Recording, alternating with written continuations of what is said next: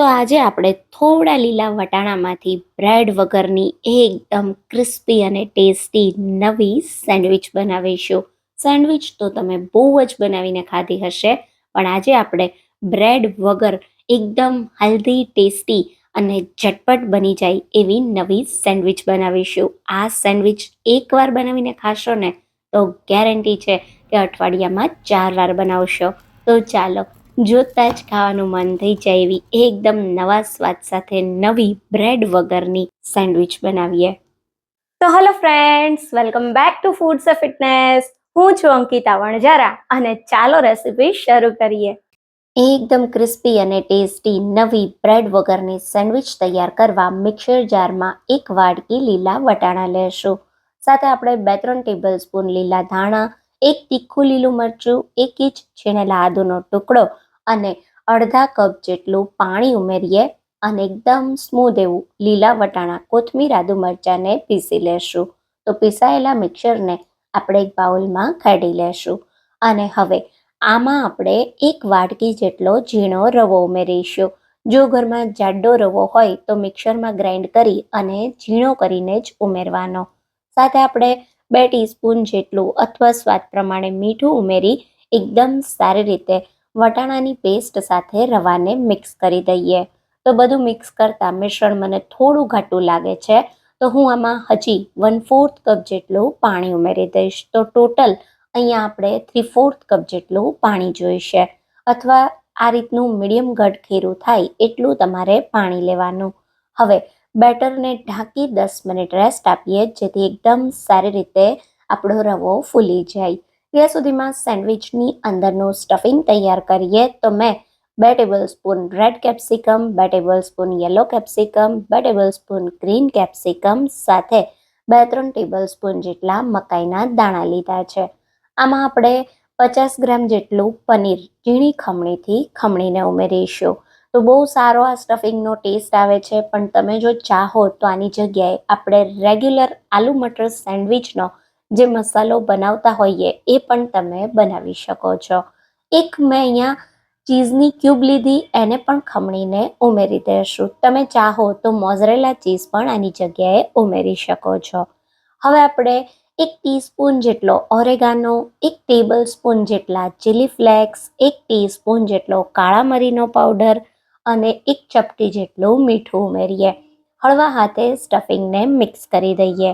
તો તમે જોઈ શકો છો ટેસ્ટી અને ચટપટું એવું આપણું આ સ્ટફિંગ તૈયાર થયું છે, જે આપણી સેન્ડવિચમાં સુપર ટેસ્ટી લાગશે. તો અહીંયા તમને હું એકદમ ઝૂમ કરીને બતાવું. તમે જો પરફેક્ટ સ્ટફિંગ તૈયાર છે. મેં જેમ કહ્યું એમ તમે ચાહો તો તમે આલુનું સ્ટફિંગ, બટેટાનું સ્ટફિંગ પણ બનાવી શકો છો. સ્ટફિંગને 5 મિનિટ સાઈડ પર રાખી દઈએ. અને હવે જે આપણે રવો મિક્સ કરીને રાખ્યો હતો એને ચેક કરીએ. તો તમે જુઓ સારી રીતે રવો ફૂલી ગયો છે. તો આ સ્ટેજ પર ફક્ત 1/4 ટીસ્પૂન જેટલા કુકિંગ સોડા ઉમેરીએ અને સોડા સારી રીતે મિક્સ થાય એના માટે અડધી ચમચી જેટલું પાણી ઉમેરી બધી જ વસ્તુને મિક્સ કરી લેશું. તમે સોડાની જગ્યાએ અડધી ટીસ્પૂન જેટલો ઈનો પણ લઈ શકો છો, પણ સોડા ઉમેરો તો સેન્ડવિચનો જે કલર છે એ સરસ ગ્રીન મેન્ટેન રહે છે. તો હવે બેટર આપણું તૈયાર છે. સેન્ડવિચ તૈયાર કરવા મેં આ રીતનું ગેસ ટોસ્ટર લીધું છે.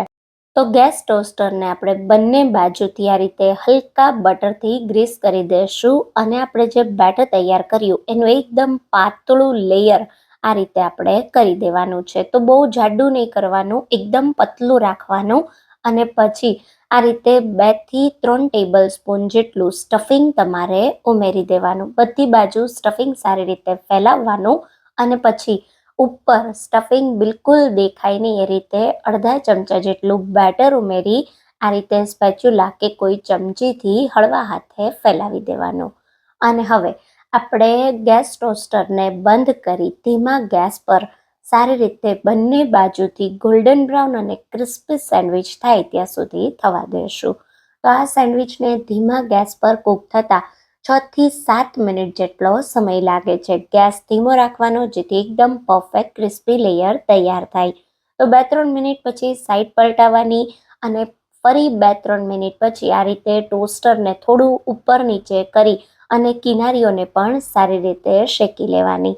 તો બધી બાજુથી એકદમ આવી ક્રિસ્પી અને ગોલ્ડન બ્રાઉન સેન્ડવિચ થાય ત્યાં સુધી કૂક કરીશું. તો તમે જોઈ શકો છો એકદમ પરફેક્ટ આપણી આ બ્રેડ વગરની સેન્ડવિચ તૈયાર થઈ છે.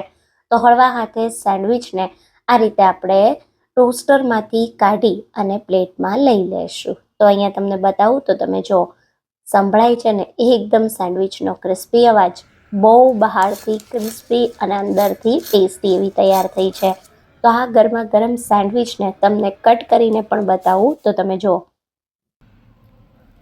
એકદમ પરફેક્ટ, જોતાં જ ખાવાનું મન થઈ જાય એવી. તો જો તમે સેન્ડવિચ લવર છો તો એકવાર આ રેસિપીને જરૂર ટ્રાય કરજો, બધાને બહુ જ ભાવશે. બાળકો પણ આ સેન્ડવિચ માંગીને ખાશે. તો કોઈ પણ તમારી ફેવરેટ ચટણી કે ટોમેટો કેચઅપ સાથે સર્વ કરો, બધાને બહુ જ ભાવશે. તો આ રેસિપીને એકવાર જરૂરથી ટ્રાય કરજો. જો તમને રેસિપી ગમી હોય તો રેસિપીને લાઈક કરજો અને વધારેમાં વધારે શેર કરજો. તો ફરી મળીશું એક નવી રેસિપી સાથે. ત્યાં સુધી થેન્ક યુ ફોર વોચિંગ.